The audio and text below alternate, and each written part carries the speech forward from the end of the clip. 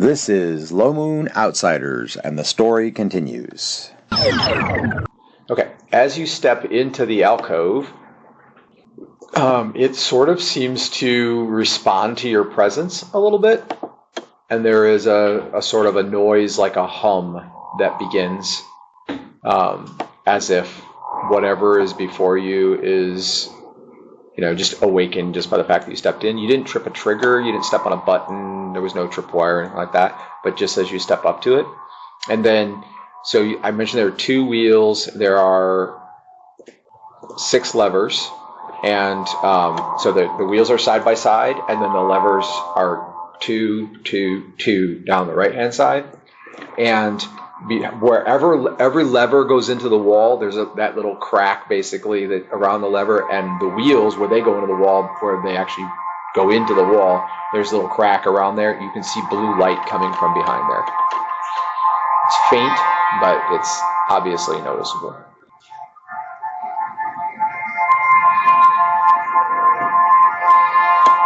Okay. So you've been standing there for 10 seconds so far. It did come to life when you stepped in. It's glowing. Zah says, it's like alive. It's certainly magical, I think. Anything labeled? No writing whatsoever. No? Including on the levers, to be clear, 5 of the 6 levers are in the up position and 1's in the down position, and they all seem to only have 2 positions. And they are longer levers, like 18 inches. I think someone educated on the subject would probably find it self-explanatory. There's only 8 controls, 2 wheels, 6 levers. Asterd reaches in, to past you on the left to try to, reach the furthest left wheel, like he's going to try to turn it. He pulls his hand back quickly. Are you dumb? Just gonna go touching stuff. I was going to turn the wheel, see what happens. We'll get there. Be patient. Okay. Jeez. You notice that Zah's eyes are big, she's like, what just happened? What's going on here? He's gonna examine the rest of the room, make sure that there's nothing written, no books, or something hidden away in a cubby or something somewhere. Mm-hmm. Only the controls. There is no cubby, no shelves. There is okay, let's see. So there's no seat on the floor here or whatever that stuff was. The floor is clear in stone. The room is hewn out of stone. It's carved.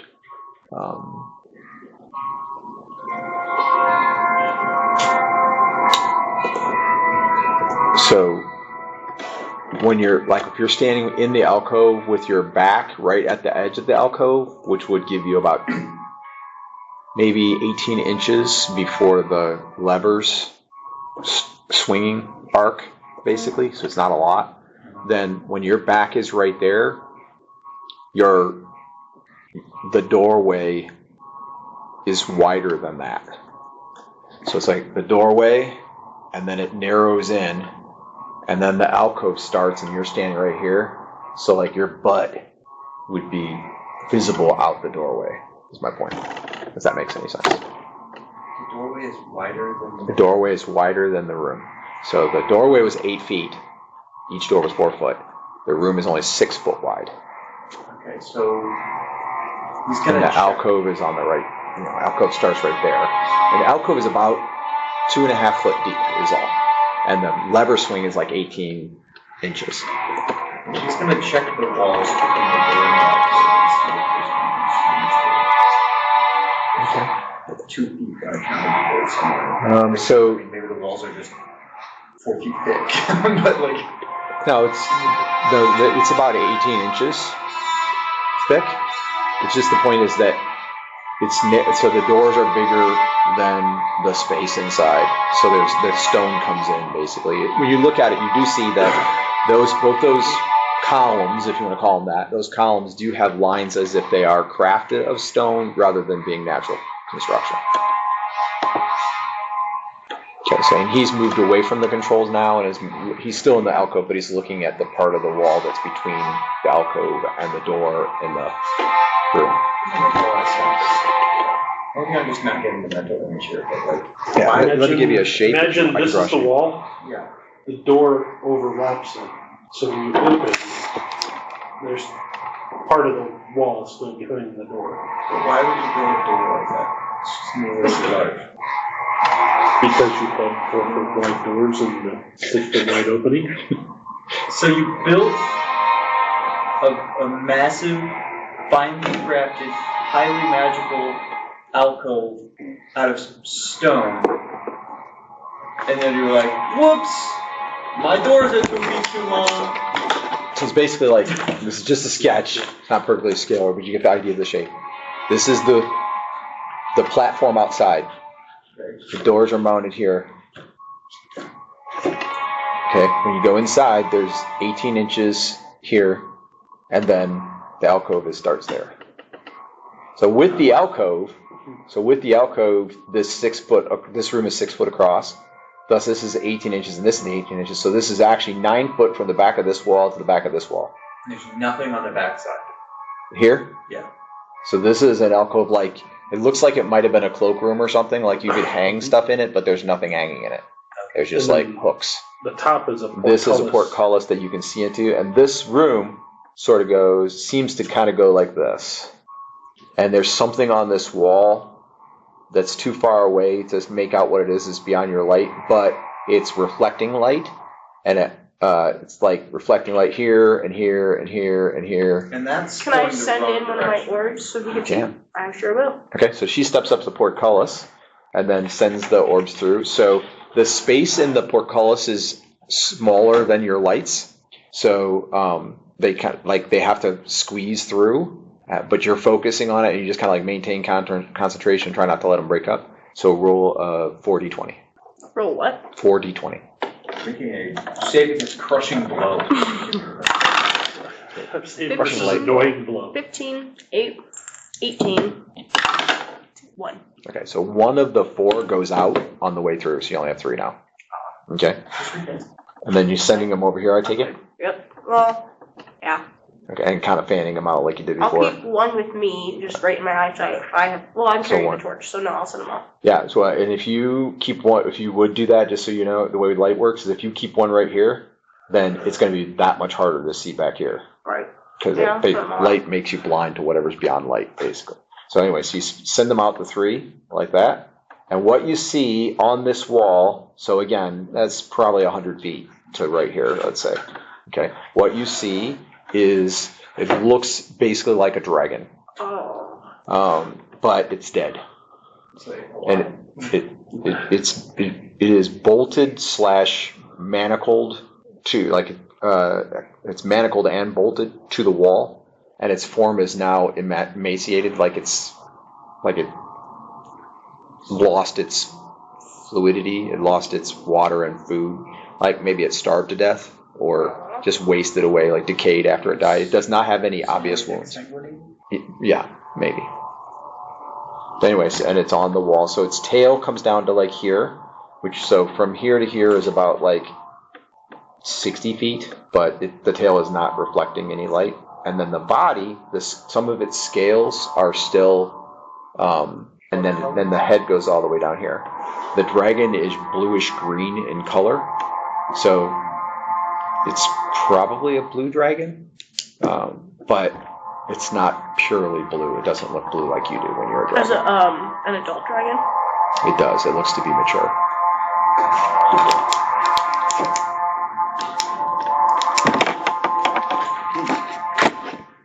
Everyone can see it. And the room is curving in the wrong direction, right? Yeah, so going into that room and back to the left takes you back, geographically speaking, takes you back toward the big room where you guys were to start with, yeah. This whole structure is on the same wall that you came in on. So basically like a U-turn if you went back out that way. But it is further out, like you're probably 200 feet further west. Direction sense? Anybody? Yes, I believe. Yes. Okay, so so 200 feet further. I do have yours. Okay, so those of you who have direction sense know that you're about 200 feet further west here than you were when you left that tunnel. And also south. We're supposed to be heading west? West. But this is facing east. The dragon is east of the little room. Yeah. He doesn't have, like, a saddle, does he? No, he doesn't have anything on him other than, like, he has a like iron neck manacle that's holding him to the wall, and then both his rear legs are manacled, and then his wings are bolted at the base, like right where they attach to his body. Is there anything on the floor or underneath him at all? I mean, there's some rock, like rock debris. And then are you like going to put the light right down and kind of like try to examine as best you can? The tail is 60 feet away, so even if you can see light there, let's just say that there are some recesses there, like dark, shadowy places that even if you shine a light in there, you really can't see because the tail is 60 feet. Yeah, the body's I'll 100 feet. The light down and try to examine as best as I can. Okay. Are we interested in entering the dead dragon room? Lysian says, I am particularly intrigued. I will say that. I am as well. Interested? Yes. Concerned? Certainly. Looks like he's been dead for a long time, Asterd says. I doubt we're in any danger in that regards. Then again, what is it that kills a dragon? Did it starve to death, or they bled it out or something? What? Something pretty powerful, I'd assume. It's chained up and it's not laying on a pile of treasure, so yeah, that certainly suggests someone like it was a prisoner. And maybe a long time ago. That could have been there for a century or more. I could tell you more if I could see around it, that kind of thing.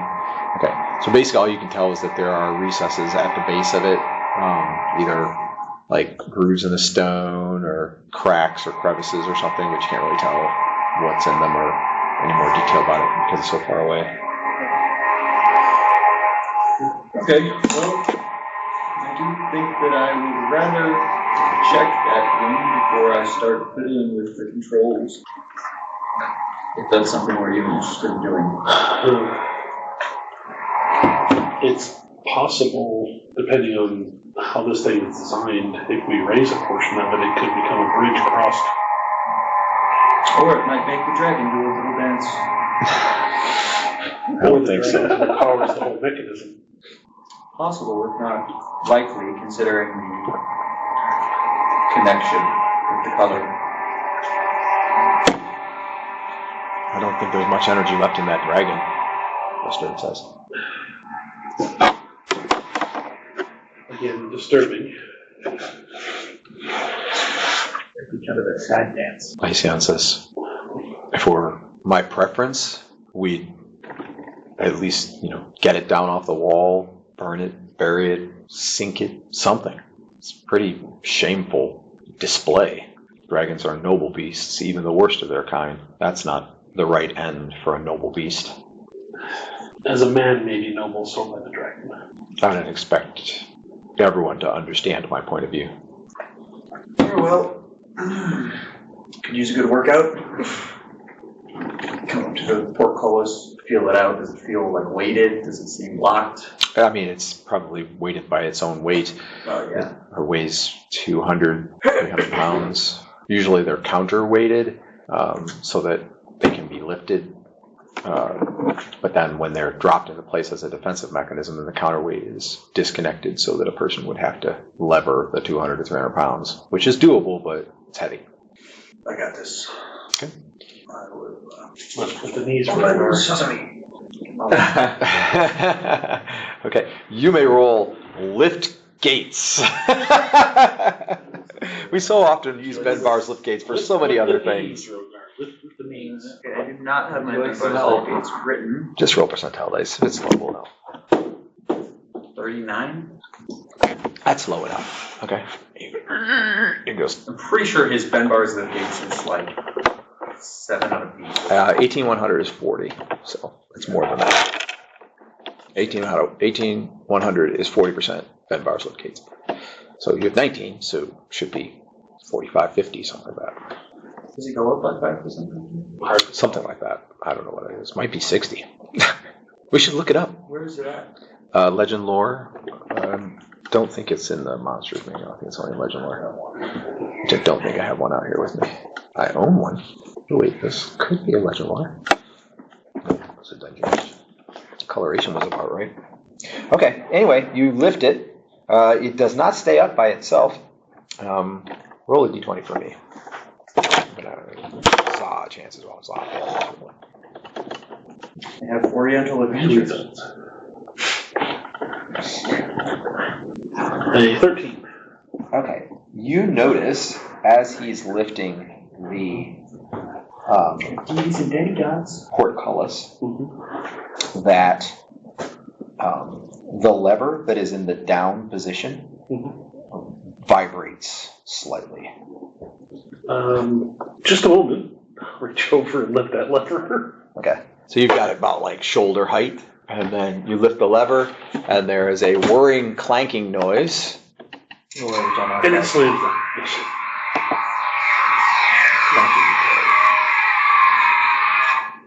The lever's on our side. Yeah. The controls are all on our side. Okay. That makes sense. And after probably about 10 seconds of the whirring, clanking noise, the weight of the portcullis gets less, and then it slowly goes up. Note to self. Controls portcullis. Yes. So the lever that was previously in the down position. It makes sense that what appears to be a prison cell would have control on the outside. Yes. The lever that was in the down position now. Damn control. I'm sure that does both. There was a concern mentioned that the dragon may be powering these controls, so we definitely should not be sparing with them. You mean we should be sparing with them, not... Yes, we should not be frivolous with them. I believe I was confusing the words frivolous and frugal in their definition. How frightful. Okay. I wouldn't have done it if I hadn't seen the lever kind of shift as you were manhandling the gate. I had it. Yeah, but what were the rest of us going to do? Squeeze past you? Well, it's wide enough you could have gone under. Well, doesn't matter now. But you would have to hold it up. Let's go look, I suppose. Okay. Switch to my sword. Oh. Because now there's a dragon in the room. I'm going to stay here with the lever that controls the door, just in case.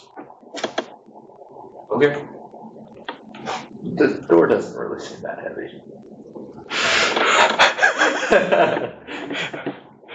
Okay. As you walk through, there is a bit of a metal kind of stretching, grinding kind of noise that happens, but the portcullis does stay up. Also, are you still standing in the alcove? Yeah. Okay. We'll stay in the alcove. So the little blue light that was coming around the controls is still there, and there is a kind of constant hum still from the controls. So it was not there when you first saw them, but as soon as he stepped in the alcove, it started, and it's pretty much been somebody in the alcove ever since then, and so it's continuing. I will pay attention to it if it seems to be, obviously dimming or beginning to flicker or anything. I may step out just to... Okay. Yeah, it doesn't seem to be changing per se. I mean, if that was a concern, you could step out and see if it turns off, because you don't have. I mean, you don't have to stand in that specific 2.5 feet. That's true. Once they're through and in, I will step out and see if it seems to... Okay. Yeah. So as soon as you step out, the hum stops, goes away, and then the light dims and goes off. Basically, standing in the alcove activates the controls, it appears. So in that case, I will stay on the outside of the alcove, kind of away from the light. And you could be outside. You don't know that it would do anything, but you could be outside the alcove and reach the levers. It's not very deep. It's only one from the edge of the alcove to the arc of the lever is only 1 foot. So could be possible. Okay. And All right. Everybody else goes in the big room.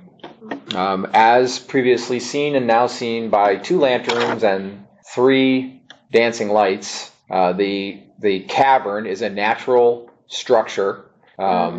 starts back to the right where it is narrowest, which is right next to the alcove of the structure that you just came through. And then the room goes ahead to the left, narrowing as it goes. The dragon is, as aforementioned, bolted to the wall and does appear dead. He maintains his shape, but his scales, some have fallen off, and the fleshy bits of him have kind of like shrunken to the bone. So there's, it looks as if it was kind of like the life was sucked out of him from the inside, kind of thing, or he starved or something like that. Okay. Glaceon immediately approaches the dragon. Za stays on the complete opposite side of the room, almost out of the light. She's as concerned to stay away from him. And then what do the three of you do? I'll head over to the dragon as well. Okay. Chiron approaches the dragon. I'll go to just checking the floor. He also is watching Glaceon very carefully. Watching what? Glaceon very carefully. Okay. Yep. All right. So the floor is rough-hewn, smoothed in some places, shows signs of worn-off edges, that kind of thing. Traffic, but not recent traffic. It's been who knows how long. Those of you approach the dragon, and ultimately... Is the steward in there with us too? Yes, he is lingering back, but yes, he is there. And he has an arrow notched with his bow, on his bow, in case there's trouble. This is a pretty good-sized room, so plenty of room for bow fire. As you approach the dragon, you can see that there are, as previously mentioned, crevices in the floor below the dragon. And then the crevices start under the dragon, and at least in 4 places, it appears as if they have been sort of made into a rectangle, carved to be very obviously man-made, but they may have been previously there, and then they were just the rectangles were added. And the crevices run along that wall back toward the controls, basically. There's nothing in them. They give you the kind of mysterious sense that maybe they would be used for catching the dragon's blood, if he was bleeding, or life energy or something like that. That there's something going on here, or was decades or centuries ago. But there is nothing in the crevices other than maybe a little bit of dust and bits of stone or whatever now. Whatever that was, it's long gone. The dragon's face, his eyes have not shrunk in, and most of his face is all scaled, which is typical of dragons because it's for their protection while they're attacking. It's pretty scaled, and all the scales are pretty much there. So if you just saw his face, all of a sudden or whatever, you'd be pretty terrified. You'd be like, "Whoa, that's a dragon!" But the rest of him looks pretty shrunken away. His neck, which in life looks like it probably would have been 2 feet diameter, is now more 7 inches. Just the bone and a thin drapery of flesh and some scales. That's it. That's all it's left. All right. Anybody doing anything? Checking further into the room. You can see by lantern light that the room is narrowing substantially. And actually, while you're at the dragon, you can see that on the same wall as the dragon, about 40 feet down, there is what kind of gives you the impression of a doorway or a door. We'll go towards the doorway. Okay, so we'll pick up the pace a little bit for the exploration. So you arrive at the doorway. What you see is a portcullis. It's a man-sized door, but then it has a portcullis that is down over top of it, and then on the just 6 inches beyond that is a wooden door, hinged, bound in iron. So it's a portcullis that's a man-sized door, and then there's a door that's a man-sized door immediately beyond it, and both are closed. And then from there, using your light, you can see that the room just goes to a point in the corner, and in the corner, the far corner, the first few feet, there's water on the floor. If you don't want to miss any of the story, Low Moon Origins, Uprising, or Outsiders, like and follow our podcast. Please share it with friends. And it's at that moment that you realize, hey, I think this is sort of descending. And so you realize the whole room has a slow gradient down toward that corner.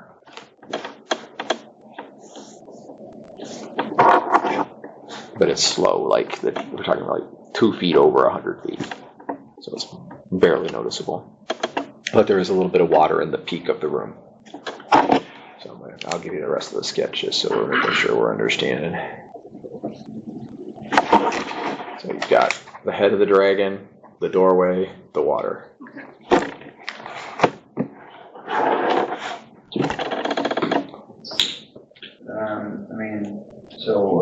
We assume that the portcullis is probably also controlled by a lever. Maybe, although all of those levers are now in the up position. So, not that you can't have a portcullis that you push a lever down to raise the portcullis. That could be possible. It just seems kind of lacking in symbolism. Depends on if it's a 3-way portcullis switch. Oh yeah, 3-way. Yeah. Okay. Somewhere else there's a lever that's in the down other side. Yeah. Now it wouldn't be heavy compared to the other one, like unless it was somehow made heavier. But it probably looks like it's a third the size of the one that Lucas already lifted. So. Yeah, Quinn will go for Lucas and Hey, come here. There's a portcullis. come open this. You will lift the portcullis. Okay. You may roll lift gates, sir. It is an actual portcullis. It looks like it goes up. Well. Okay, sure enough, you lift it up. Once you push it up into the ceiling of that little archway of the top of the door, basically, there is a shelf. You put it up, you push it up, and you realize there's a shelf. You can kind of push it forward, like toward the door, about an inch, and it sits on the shelf, so it'll stay up. Okay. All right. Now it does have spikes on the bottom, and you realize that if it falls off the shelf and falls on somebody, it will hurt because it did weigh 100 pounds. Yeah. Okay. Well, they'll stand there and hold it while people walk under. Just making sure. Yeah, well, the door is shut, and there is a lock in the door. Unlock it so dangerous. Yeah. So Kloom walks up and taps on the lock, and a crackle of energy surrounds the lock, and you hear a click. Okay, and now the door is unlocked.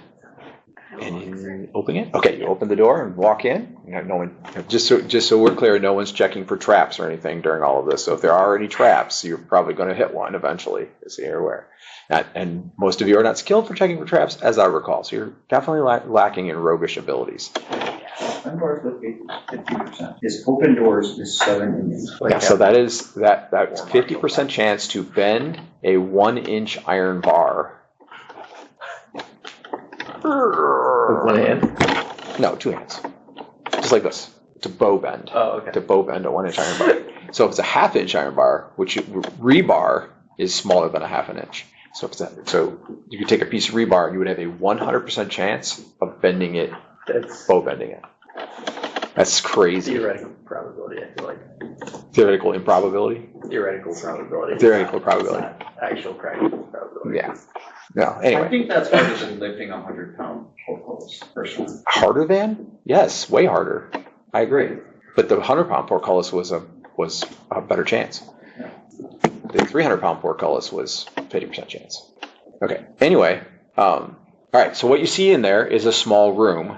It's 8 by 10. It looks like a bed chamber, probably because there's a bed. Okay. And a nightstand. And the first signs of occupancy, the first thing that you've seen that indicates that someone was here other than the dragon being the emaciated dragon next to the wall. So there is a chair. As you walk in, you're on the downside corner, so the room is like this. Okay, and the bed is here. And directly across from the door, there is a chair, and seated in the chair is what appears to be a manfish. Basically, he has stubby, thin legs, the body of a fish, large body of a fish, and then he has like the top of his head turns slightly, and he has an actual mouth like a fish's mouth, and then he has eyes like a fish's eyes. And then next to his chair is a spear. It is a barbed spear. It has three metal barbs on it. And he's sitting in the chair, and he also is quite dead. In fact, he appears to have kind of decayed away himself. Okay. The room shows signs of previous occupancy. The bed is unmade. The bed is unmade. The nightstand has a lamp on it, which still has some oil on the bottom. It's a glass lamp. You can see the bottom of the lamp. You see through it, semi-transparent, and you can still see oil inside of it. And a wick sticking up. It's not lit, obviously. The man's wearing a cloak. He's wearing boots. He's wearing essentially a loincloth for clothing. But again, he is long dead. Yeah. We will search the room. Okay.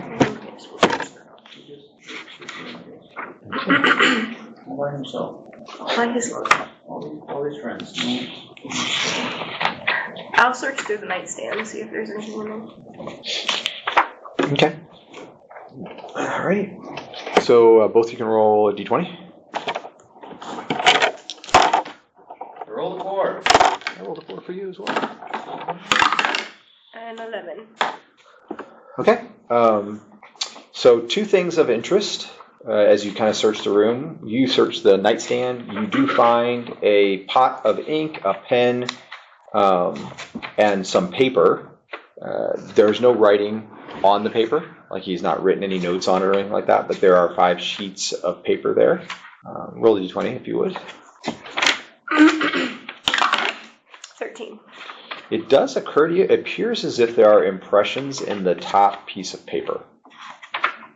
So maybe he wrote on the piece of paper that was on the top and it left impressions on the next page. So it might be possible to get some idea at least of what language, or maybe pick up a couple words from it if you had a way of like putting coal or something on it to kind of like see where the impressions were. Okay. I'll pocket it for now. Okay. And Lucas did find, so obviously he has a pouch, and so it feels as if there's some gems and coins in the pouch. And then he has a ring of keys, 3 large skeleton keys. And then he is wearing a ring on his left hand, has a dagger on his belt, has the barbed spear on the wall. Okay. Well, I'll take the keys out, obviously, and then I'll attempt to remove the ring from his hand, I guess. Comes off easily. His hand is fairly emaciated. Does it seem... It is a... Say again? Is it in good condition? Yes. Yep, it's in good condition. So it's a fairly... It's a round ring, hasn't like warped, been squished to oval or anything like that. It's not worn that way. And then the top of it is a square. And then on the top, there is essentially a 6-pointed star with a single stone in the center. Gold? Appears to be platinum or something like it. Probably worth hundreds of gold at least, if not more. Okay. You want to put it on? Thinking about it. Less quick to put it on now that I've suggested it. He's not planning on putting it on. He found it on a dead fish guy. It's true. He was at least going to talk to the party. It's a ring of sucking the life out of fishmen. Right. He found it on an emaciated dead fish guy. He's like, what's the worst it could do? Possess you with the spirit of a dead fish guy. the worst it could do is instantly suck all of the moisture out of my body. That's the worst it could do. Dragon wore it first. Yeah, right? He got it off the dragon and put it on. No. Wearing a dragon's earring, I have no idea what it does. Yeah, but you haven't been sucked dry yet. Or possessed by the spirit of a dragon. Well, maybe. That you know of. Okay, so he will pocket those things. And this, The keys, the pouch, the ring, and then he had a dagger. the dagger. Does it look nice? It is reasonably well crafted. That's a dagger, I guess. Simple. And then a spear. And a spear that was Short propped spear. against the wall. Yeah, it's about 5 foot long and it's barbed. Trident? No, spear. Okay. I guess I'll take that too. Okay. No point leaving it here. He ain't using it. Nope, he's not using it. Okay. Is that all we found of interest? Yep. So, off the top of your head, it occurs to you there are actually 4 skeleton keys on that ring. I think I might have said 3 before. It's 4. And one of those keys probably fits each one of the doors that you've been through. They all look like about the same size, and we'd have to try and figure out which one or whatever. And the large metal band that was around the neck of the emaciated dragon had a keyhole in a lock as well, and so one of those keys may fit that lock. Hard to say.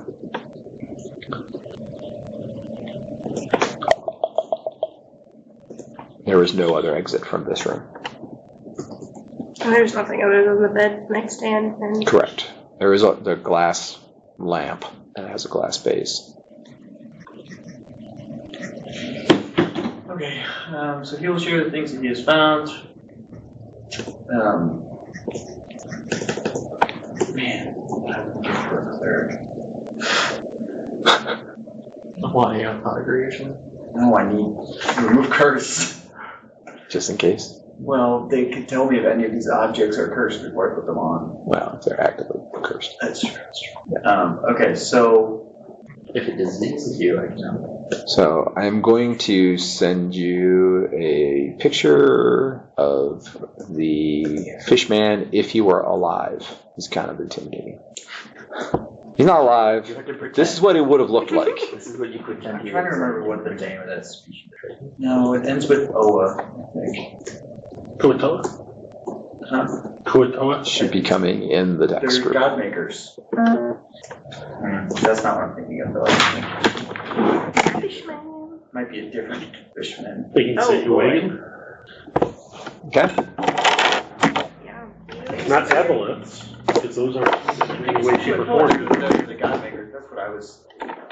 They're like the real bug-eyed, like real fish bug-eyed. The real fish-eyed guys, and they're supposed to be like real. Kuatoa are like one of the master races of like the Underdark that compete with the Drow, the Duger, and such.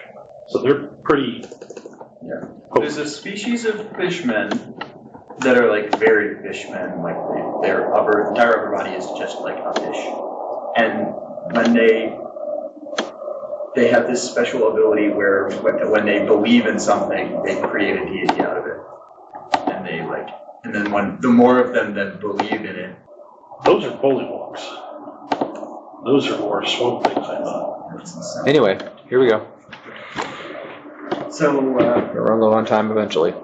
okay, so we'll head back out the way we came, I guess. Okay.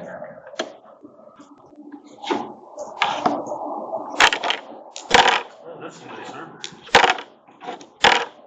So Lacion has managed to free all of the manacles, shackles, the locking mechanism around the dragon's throat, but he can't get the ones from his feet free because they are welded.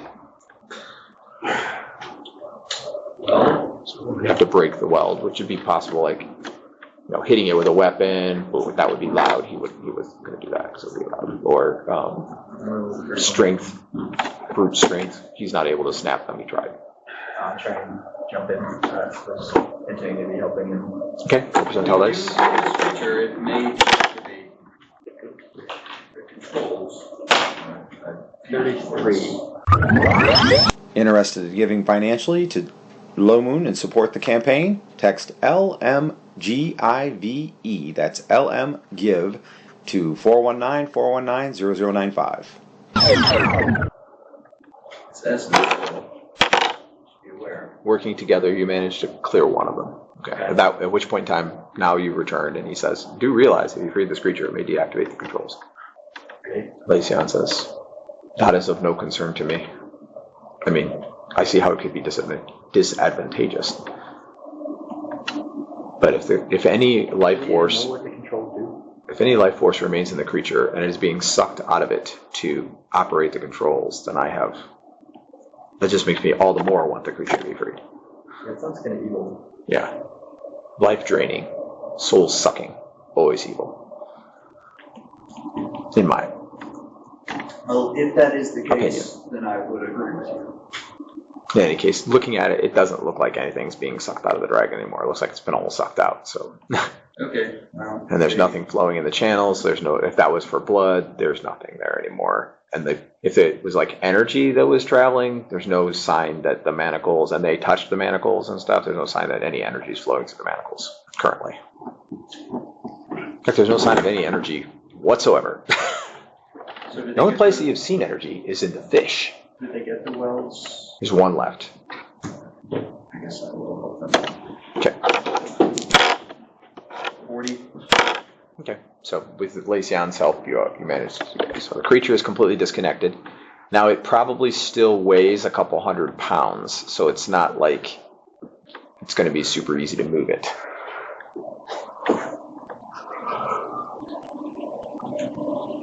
I could probably move it. Will it fit through the door?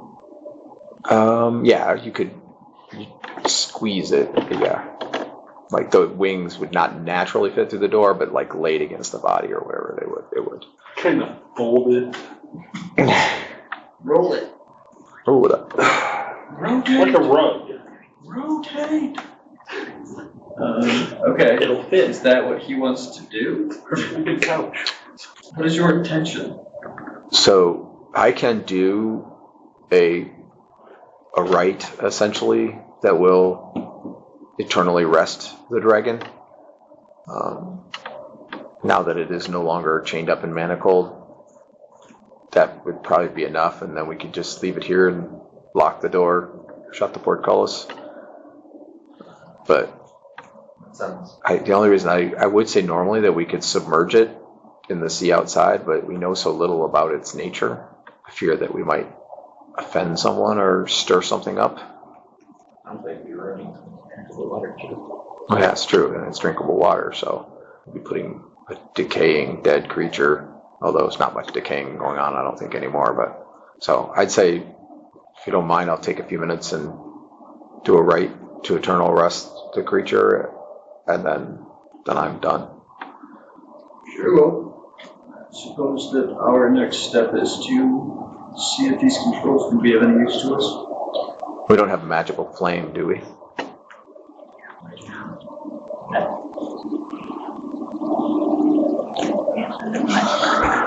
Lightning. I don't think. That might work. You could breathe on it. It'll probably stink, but it won't last for long. We should clear this room then. Yeah. You could breathe on it. Once it starts to burn, then we could just shut the door and lock the door. It'll settle down eventually. Okay.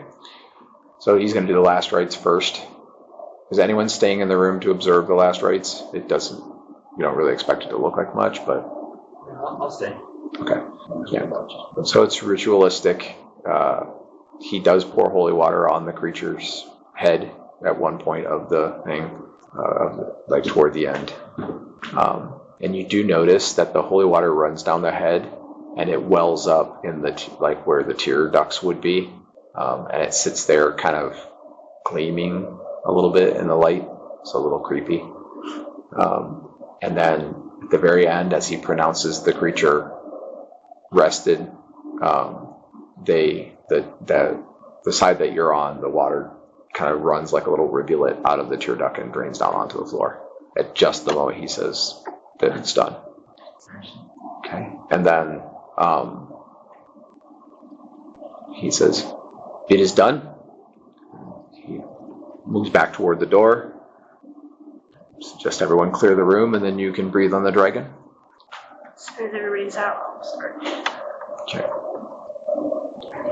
Right. And then, so everyone's in the little room. It's 4 foot by 6 foot, or we kind of like pushed back out onto the porch a little bit. We spread out on the porch and stuff. Okay.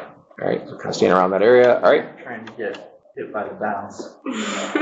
Yeah. So you know it'll be. You're going to need to do at least 10 points to have a chance of it working. So how many points are you going to use? I'll use 10. Okay. Right. So you breathe on the dragon, and the electricity of your breath weapon pierces the scales immediately. It hits him kind of like the back part of his torso, like spleen, abdomen area, and it pierces and it goes inside. And immediately, as soon as it goes inside, the whole dragon, tail to top of his head, bursts into flame. Wow. Oh. And it's burning completely across the whole thing. And he was right away. It stinks really bad. It smells like burning flesh. But it does not smoke. So the flames are supernatural as the whole thing is consumed. And then I think you shut the door.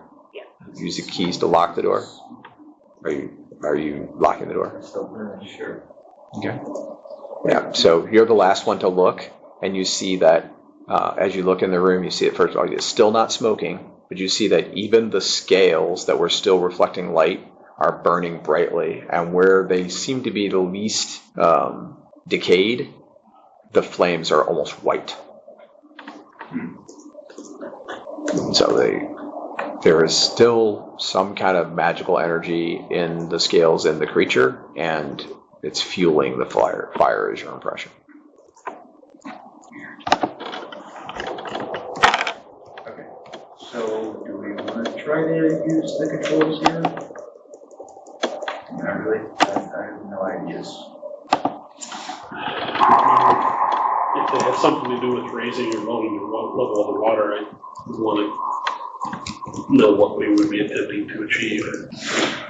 Well, possibly creating a land bridge across, or even just allowing the ship to approach closer to the shoreline.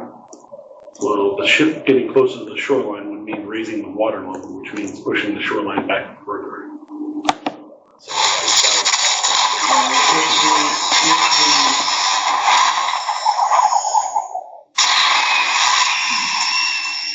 So, correct me if I'm wrong, but basically it looks like there is an underwater wall, essentially. A ridge, wall, something like that. So if we could lower that wall, the wall is supposedly what's keeping the ship further out from the shore. If we lower the wall, we could bring the ship closer without having to... Closer to where we entered, or closer to where we Okay, are? so just kind of let me clarify my little sketch here. So the line that you're talking about, the ridge wall, this is the porch. Yep. Okay, the line goes like that. Okay, the boat is, let's say, over here Right. in deeper water. So this ridge line would stop the boat from going that way, because here the water is only a foot deep or whatever. Right. But it doesn't have any effect on the boat approaching the shore, which is like that. Okay, so if we want to bring the boat across the underground If you wanted to sea, go that way, yeah. If So we- maybe that's the way across, is to go that way, and it's trapping the boat. But also there's a long distance this way that the boat can go already, apparently. but it's implied that Well, it could be how the boat got down here in the first place, by Yeah. lowering the levels of the water. Yeah, that's kind of how locks work. So you raise the wall, the water level comes up to the wall, the boat sits on top of the water. Then when you lower the wall, the boat is washed into the next space. Yeah, or can move to the next space, depending on exact method. Or like, so the reverse is also true. Yeah. So if you're at a lower level, you raise it raises the water level that the boat's sitting on, and then the boat just sails out. A lot of times there's usually pumps or other things that allow you to move water into or out of the area that's trapped. Yes. That's what allows you to move it to the next level or drop it down to the level you're going into. Right. okay, so that would imply then, If that's even what's going on. Yeah. if that is what's happening, that would imply that perhaps we would be using these, we would be able to lower the water level, because the water level is above the level of the wall. Or perhaps the wall is currently lower. Right now with the water level is not significantly different from one side of the wall to the other. Correct. We would have to raise the wall out of the water, and then the side that's flowing would begin to get higher and higher. Right. The only advantage to lowering the wall would be that you To could allow sail the across boat to it. move across. Yeah. In which case, then we could raise the wall, raise the level, move the boat into the next section, Right. raise the wall, raise the level, etc. But if the Basically, leathers allows you to are move it uphill. if the levers are necessary to do that, it would be someone would have to be in the Or there's multiple somewhere else. controls. Yeah. But I mean, if I'm having to guess, the wheels probably move the wall up or down. The levers, I'm not sure, but again, if it's like locks, it could control letting water out of the locks or in. Or perhaps it could be a 5-section lock, in which case activating each lever would inform which lock you are actively controlling. With the wheel. Good point. Possibly. Or the direction that you would be moving the wall with the wheels. Well, and the levers are in tubes, so it's possible. Combination of. Yeah, but one of the levers opened the portcullis, so it had nothing to do with the lock. It was the bottom right lever, if anyone cares. Like was number 6. That was the one that opened the portals. Bottom. Well, Oh, it is. I was going to say what's the worst could happen, but we're underground with a large body of water. We could all drown. But otherwise, I would say, I mean, we're in the realm of trial and error if we want to try and figure out what the mechanism does and how it may benefit us. Well, I imagine we don't have all that much wiggle room here. Well, was there anything of import on the boat or on the sailboat? No, the only thing he found was a made bed. Looks like they made it, never used it. A rock on the floor. There was absolutely nothing else. Just completely empty. There was a dead guy. What? But there was a dead guy. The dead guy in the chair, the fish guy. No, on the sailboat. Oh no, in the ship. I was like, since when was there a dead guy? Sorry. I thought there was somewhere a little room. No, because quite honestly, it'd be easier for us to take the launches and row them than try and figure out how to sail the sailboat anywhere. Especially without any wind. That is even assuming that the launches could cross the wall. We could Determined that the water is going to we leave could- the house, right? We could pick them up. Portage, the steward says.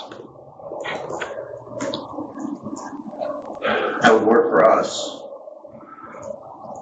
Doesn't help the refugees. It might. If we find out that on the other side is somewhere that we're going, then we had to portage 2 or 3 times to make the trip across, we could do it. And if we find out that indeed there is something there, then we can try and figure out a way to use the ship, even if it involves rowing or towing it. But for purposes of our exploration, I don't think we need to worry about the ship. I didn't think about that, Lacian says. It is quite common for launches to be used to tow the larger vessel. Particularly in becalming. It's often creepingly slow, but it does work. And that's a pretty sleek vessel. So I'd say these 2 launches, rowed, could pull that ship a couple of knots. Well, figure. Which means that, like, as I was wondering how it moved in without the wind, I was thinking there's no possible way that makes sense unless magic or something like that were used, but they could have just towed it in there. If we are also to assume that they are fish people, they could have just pushed it. They could, Fish people yes. wouldn't probably use a boat. Unless they were transporting friends that weren't fish people. Right. This is seemingly an interactive society. We found fish people? A dead one. There was a dead fish person. He wasn't in there. There was a dead fish man in the back past the dragon area. Seemed to be the keeper of this He particular just structure. was carrying a barbed spear he didn't have before as well, so you now notice that. He Oh, had that a must be barbed his spear. Freshwater or saltwater? No. I've never met a fish person. Dead fish person. This is the most I contact. kind of makes a difference. Smiling. This is the most contact I've ever had with a fish person. Cool. Would you like his know spear? that. I don't use short spears. It does look like a pretty nice Is that spear. a spear or a trident? It's a spear. It's a spear. It does. It's not It is forked. It's barbed. Barb. Nancy? Surely. Oh, I also found a dagger. I don't use those very much if someone's interested in that. I'm interested in that. Knock yourself out. Dead fishman dagger. Not literally. I found a ring as well, though I'm considering whether or not it's wise to put it on. It was found on an emaciated fishman. Zah says it's kind of gaudy. Definitely a man's ring. It probably fits though. Yes. Violently gaudy, I'd say. Violently. Hard to see under the gauntlets anyways. Seems like it wouldn't fit under your gauntlets very well. Kind of clunky. Maybe. You have quite nice gauntlets. The gauntlets are magical, but they fit over Fish and bar. Maybe. They do have magical speed. Maybe. Actually, this would come in real handy if we do decide to fish. magical gauntlets. They seem to size to your hands. If you have a ring on, they probably size to your hand with the ring, you'd think. You really want to remove this ring. Okay, so I guess we're taking the launches and exploring the water. Okay, so you're going to leave are you locking the porch door? You can try the key. You know you have a key for it now. If we can. Sure. And I mean, do we want to try turning one of the wheels and see if it does anything? I think if we don't have a purpose in mind, then we shouldn't waste it. Okay. All right then. Let's see what we can find. Lysian says if it was charged by essence from the dragon in some way, its life expectancy is probably limited. Or our amount of usage. Yeah. Disturbing. Well, I'd say if we do take the launches, we'll just kind of keep our eyes open for the signs of any more locks or such. There'd be some sign along the walls. If there's a wall that could go above the level of the water, there'd have to be some sort of cutout or such for it. Okay. Don't forget you have the papers from the desk. Oh, right. I found these The on the top desk page as of well. which might have had impressions on it if there was a way to see what We're looking. It looks like he wrote something on top of it, or maybe on another piece of paper. There's impressions, faint. If we can find a way to reveal them, we might know what he said in that particular note, or at least what language they speak. I have no such skill or material. I might have a piece of coal in my backpack. I was just going to ask if we had charcoal or something, or a dark chalk or something. Yeah. I tend to keep something like that in case I need to mark on a wall or whatever. Basically, whenever, when the fire is burning out and the wood is almost completely burned up, you just keep one of those chunks, pull it out, cool it off. It's pretty useful. Certainly try it. That's something we want to do now. If you're going to do that, you just want to use the powder, though, and then just kind of rub it over the page just ever so gently, because you don't want to mess up any impressions that might be there. You sound knowledgeable on the subject. Why don't you give it a try? I can try. Could be helpful. Perhaps it's a list of instructions. I'll hold the lantern. Or perhaps it is erotic fancy. Perhaps it's a death curse. Mystical death. Very instructional. Maybe it's a recipe. Maybe he was writing to his mother. Maybe detailing the riveting events. Led him to being trapped behind a portcullis and a trapped dragon. He wasn't trapped. He had the key. Though perhaps he was trapped. To the portcullis, to the doors, but not to the portcullis. You think he was probably strong enough to lift it. Maybe he died before the dragon died. Quite strong. Maybe he trapped himself in there. State of emergency. Perhaps it is a last ladder. Though, if so, Well, let's see what it says, and then we'll try and figure out its meaning. Good idea. If we don't even know if it's freshwater or saltwater, trying to understand its motives are pointless. Lysian says, I would presume freshwater. Or it lives at the edge of a freshwater sea. That's a valid assumption.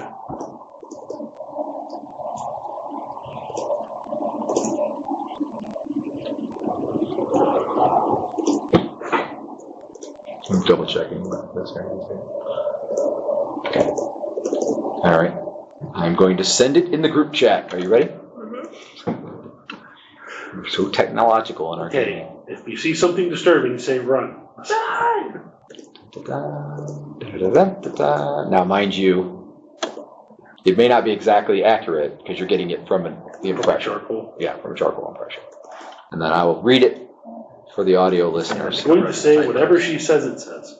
To my breathen, to those who flee, I cannot join you. My ots, to OTS, to this sacred char waskama, and this dying companion. The drotector, our lemis for unknown, its scales dim, brothers will, and so I, Kalen, last of the keepers, will dreh, last of its cubes, something. This homeland, though lost us, will my grave and my remembers live. The first live has no E. Go forth, tides and the dragon's light, Kalen.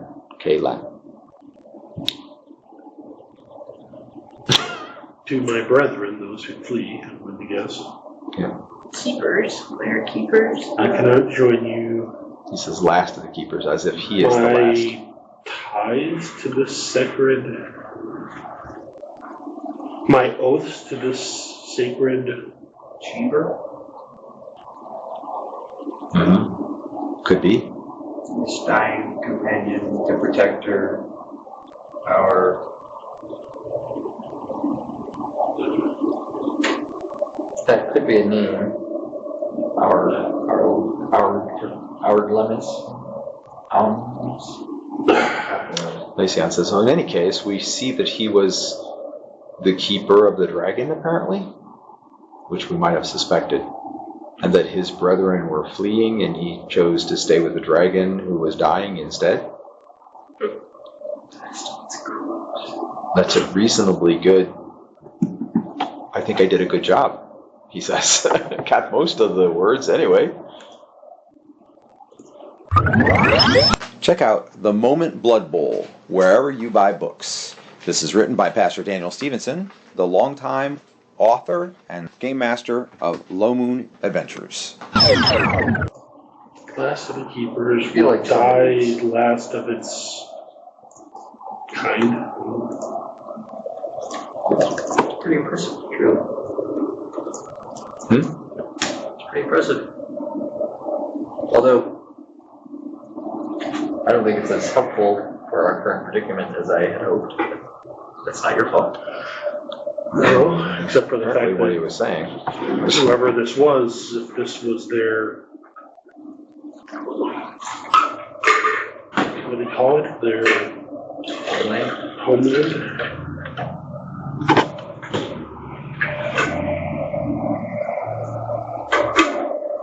It did kind of, Zah says, it did kind of look like he just sat down in a chair and died.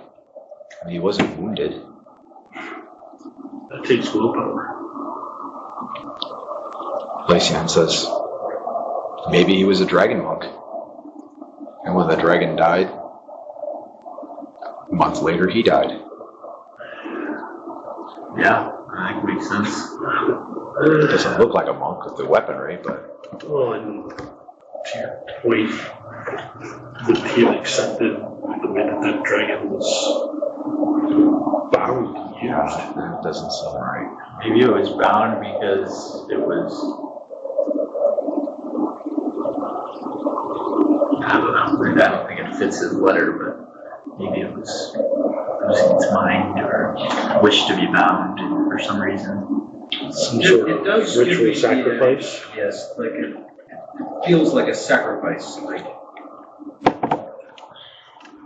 I mean, this if it- dying companion. Perhaps it was already dying and sacrificed itself to power this contraption. Sacrificed itself to, was manacled to the wall. That doesn't seem like it sacrificed itself. It seems like they did it to it. Lysians. I take your meaning. Could he have been the keeper of the dragon and then just over time become so attached to it or like connected to it that he couldn't leave it? If its sacrifice was somehow protecting or saving his people, then he might have felt some end to it.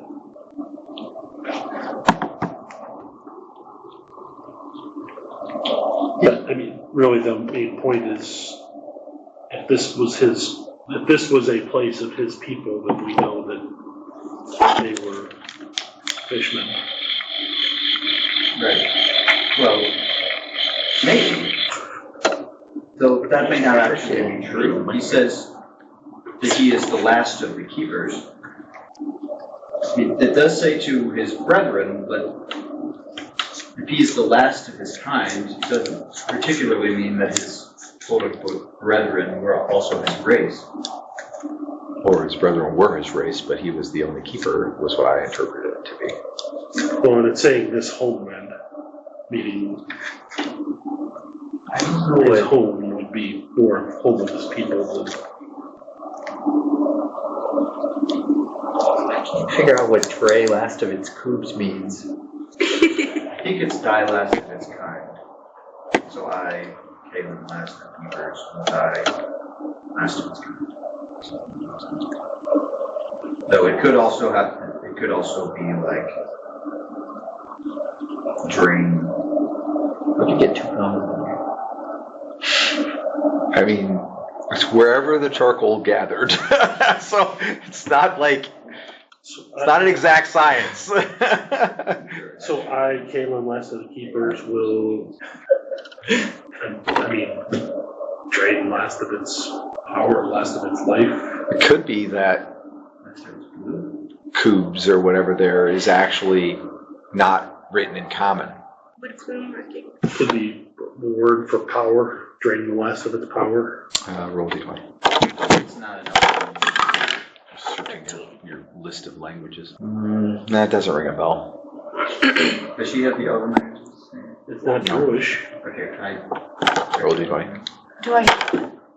All the same languages that elves have. I'll make them roll. It's a different set. She's She's a relatively. linguist, though. Yeah, so she has quite a few languages, but the elves have a different set of languages, so there might be a couple that don't cross over. Would Clune have read anything about this or seen any similar scenarios before she left home?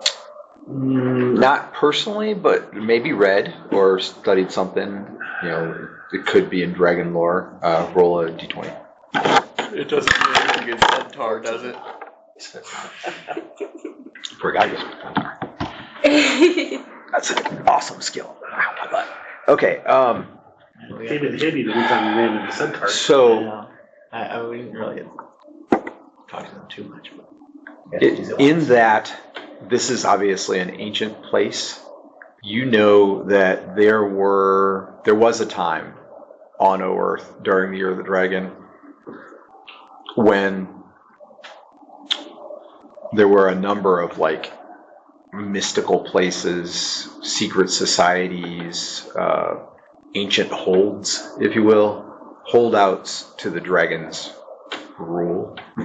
And they would, you know, legendarily, they use some pretty extreme methods to keep their secrets or keep themselves from falling under dragon reign. The dragons were systematically, so the elves were the primary race, that the only race really that the dragons fully accepted. Every other race was brutally enslaved and used essentially for food sources.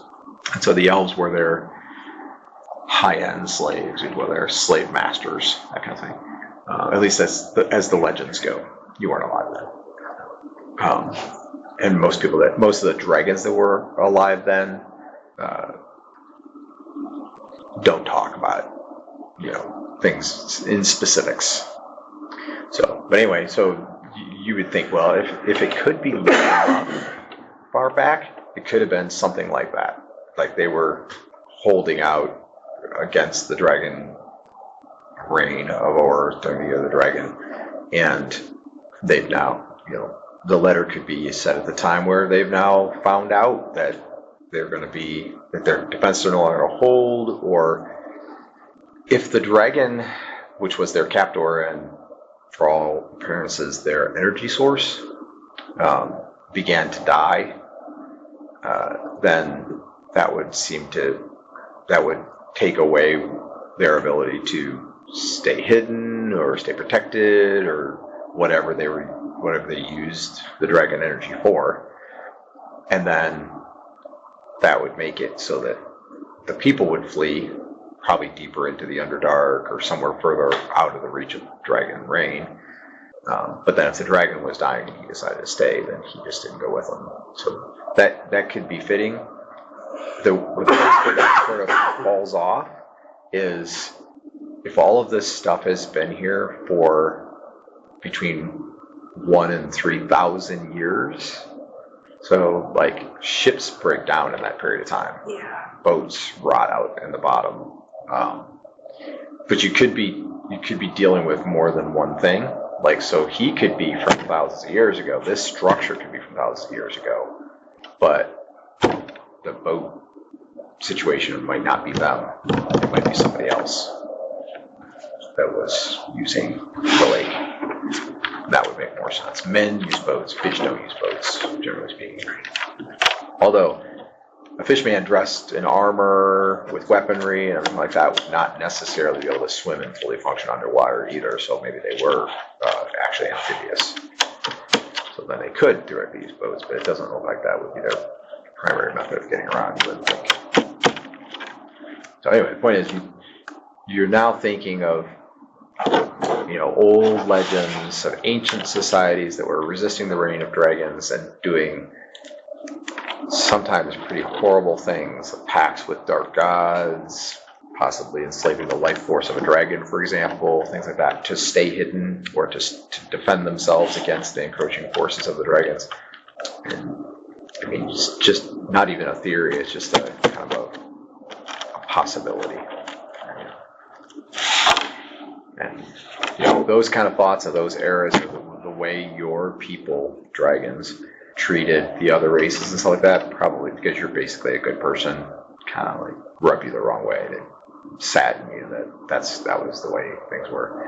At the same time, the world was a darker place then. And so it could, as the good dragons tell it who want to, they say that, the races needed to be enslaved. It wasn't like they were enslaved because they just needed to be a food supply or whatever, but because the good dragons were part of the enslaving too. Like Bahamut, who's lawful good, he was one of the leaders, and he's the lawful good god of dragons, and he was part of it. So people think, well, maybe we just don't know what it was like then.